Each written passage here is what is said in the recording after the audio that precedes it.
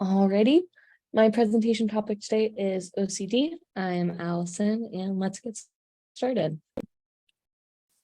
First of all, what is OCD? Obsessive compulsive disorder is characterized by intrusive obsessions, meaning the person does not want to have them, which is key, and compulsions which act as brief relief from these obsessions.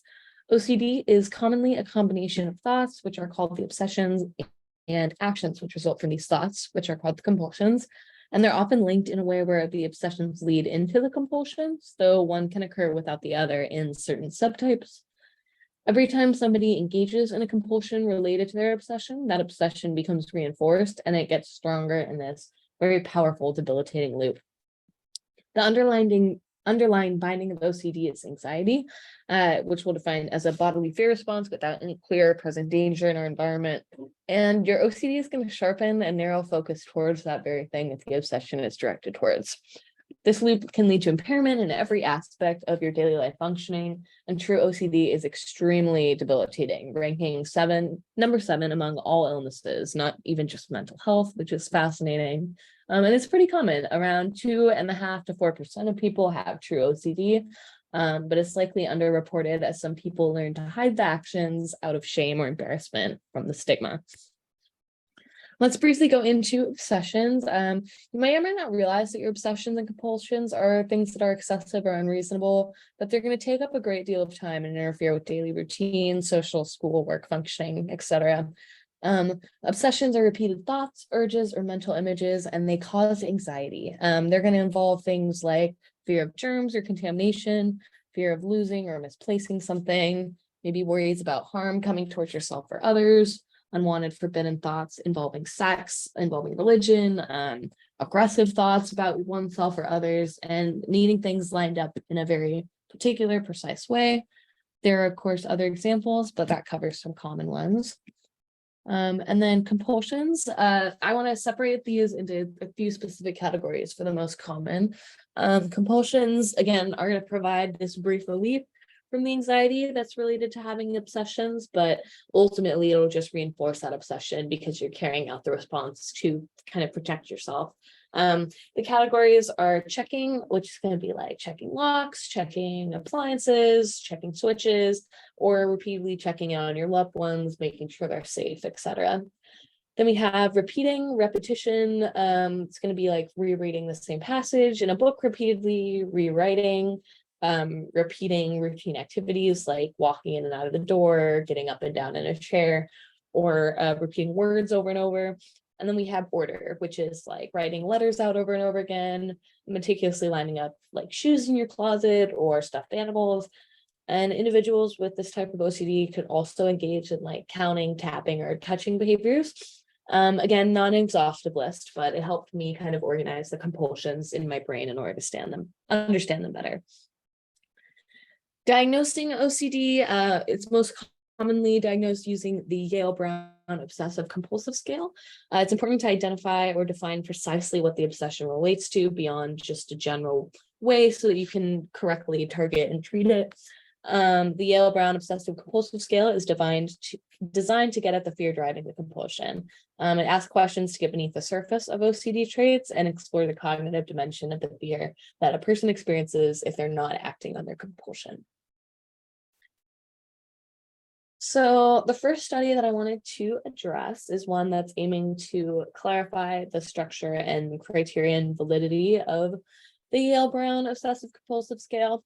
The method starts off with like two main components, one being a 67-item symptom checklist, and then there's a 10-item severity scale afterwards. So in the symptom checklist, 29 items were assessed in assessing the presence of specific obsessions, and then another 29 to assess the presence of specific compulsions. Then the remaining 9 items assess the presence of avoidance within that. It was interesting to me because they were able to successfully translate and validate this for a Portuguese adult population, and it was a culturally adapted version that had excellent reliability and was valid for assessment of the severity of symptoms. And I just thought it was cool that it was able to be reliable and reliably, done like this, especially in different contexts. And it was just kind of affirming that, where we're at in diagnosing is accurate. Here, it was shown that there is accuracy in discriminating between patients who have OCD and those who do not. So yeah, that's all good to hear. Moving on to the mechanisms in the brain. Really briefly, I'm going to play a video from Andrew Huberman, talking about some brain mechanisms behind OCD. He is great, a professor at Stanford teaching neuroscience, but he does talk a lot. So I'm going to be carefully just showing a minute or two where he's not on a tangent. It's a great listen. I definitely recommend Huberman to anyone. But for now, we're just going to look at his description of the cortical striatal-thalamic loop. There's 3 parts there: the cortex involving your perception and understanding of what's happening, the striatum, which is going to be your go and no-go behaviors, and the thalamus, which filters all the information in your environment so that you know what to focus on. Yeah, so let's play that real quick. Have a obsession about germs and contamination and a compulsion to hand wash.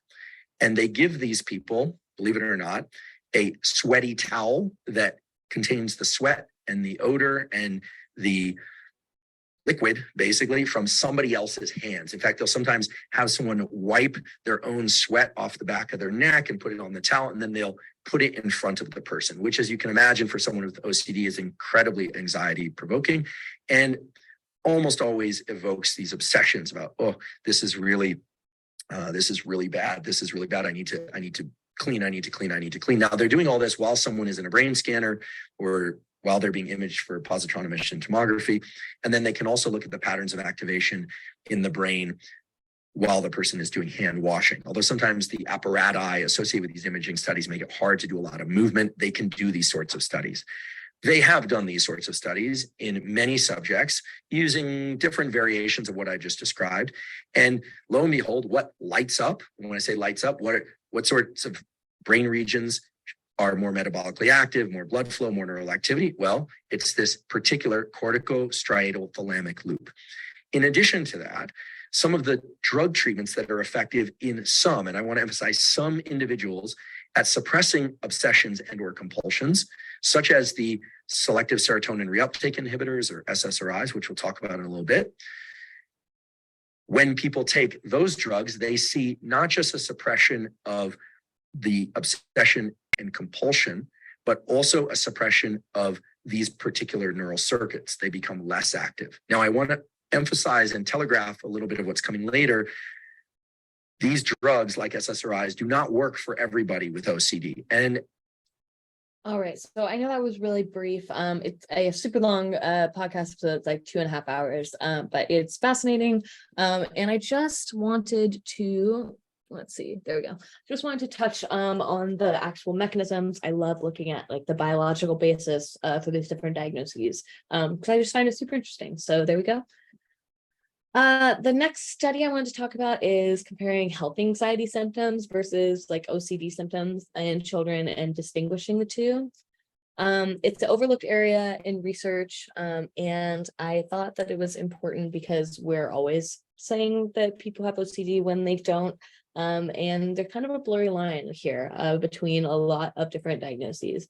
So this assessed severity of specific OCD symptoms, and then they were discussed at a multidisciplinary clinical team meeting where there was a specialist issuing final clinical diagnoses, so good reliability there.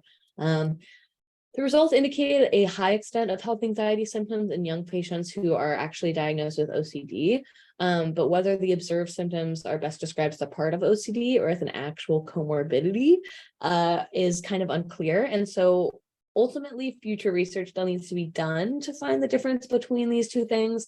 But it's interesting just how much OCD overlaps with other disorders, and that can be hard in diagnosing.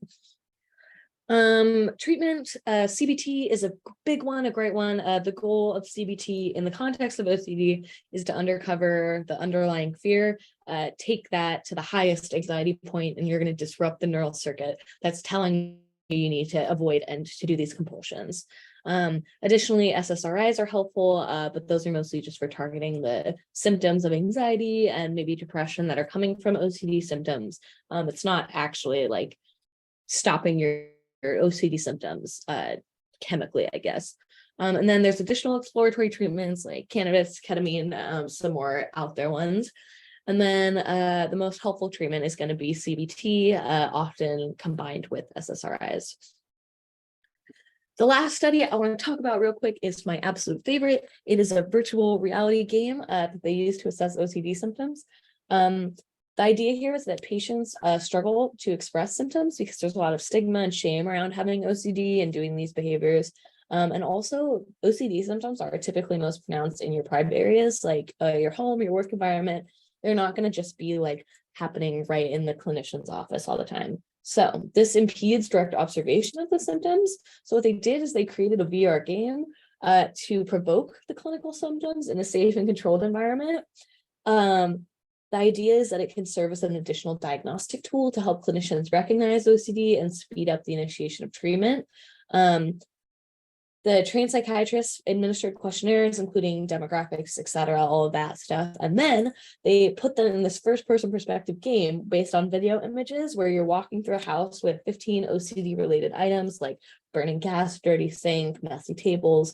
And they hit those three categories that that checking, that repetition, contamination is in there, and ordering.